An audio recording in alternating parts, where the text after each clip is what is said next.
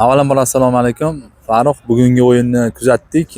Mevachi jamoasi birmuncha qiyinchilikka uchradi. O'sha tarkib biroz yaxshi o'yinga tayyorlanmaganga o'xshadi va Qoratosh jamoasi yirik hisobda g'alabaga erishdi.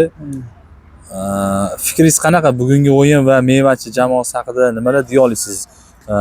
Ikkita o'yinni kuzatdik. Bundan oldingi o'sha Chempionlar Ligasida ham yirik hisob qayd etilgan edi. Assalomu alaykum. Alaykum assalom. O'yin haqida nima deymiz? Shu 3 ta o'yin 11 tadan yeyapmiz. Nimagaki, bolalarda mas'uliyat yo'q. Boshida hamma kelaman deb yarmiga kelib tashab ketyapti. O'shani hisobiga mana shu endi transfer ochilgunicha mana shu holat bo'ladi bizda. Bizda o'zimizda hamma ayb, ochkolar ham ketish hammasi bolalarni pul berib ham futbol o'ynata olmayapmiz. Men hozir shunaqa paytlarga kelib qolmizda.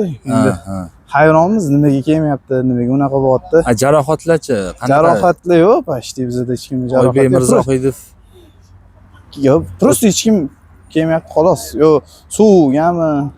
Bilmadim. Men yo'q kimdir xafagarchilik bo'lganmi? Endi futbolda kimdir yutqizadi, bag'ran Barsa ham, Real ham yutqizadi, lekin kelmay qo'ymay yokida kontrakt buzib ketib qolmaydi.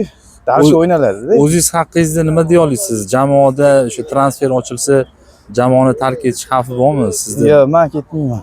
Mevachida qolasiz. Mevachida tugatib, keyingi agar chempionatda ko'ramiz, lekin hozir dali время kamandan bu holatda tashlab ketmayman. Chunki o'zi bizda 2-3 ta bolalardan boshqa hech kim qolmadi. Endi shu Jasir akaga ham rahmat, shunchalik yutqizsa ham, boshqa narsa qilsa ham bizga yordam qilyapti. Masalan, padeshga qilyapti, davay. Shunga shunaqa, lekin to'g'ri 3 ta o'yindan beri yirik hisobga yutqizamiz. Shu sabab shu bolalar kelmayapti, lekin nimagaligini bilmaymiz. Biz sudyadan, organizatorlardan hech kimdan anaqamiz yo'q, e'tirozimiz yo'q. Shu faqat o'zimizdan bolalardan e'tiroz bo'lyapti xolos. Ichki muhit biroz o'sha Mevachida hozir orqada qolayotgan ekan. Keyingi o'yinlarda umid qilamiz, kutamiz g'alabali o'yinlarni Mevachi jamoasida. Rahmat. Kelinglar, futbol o'ynaymiz.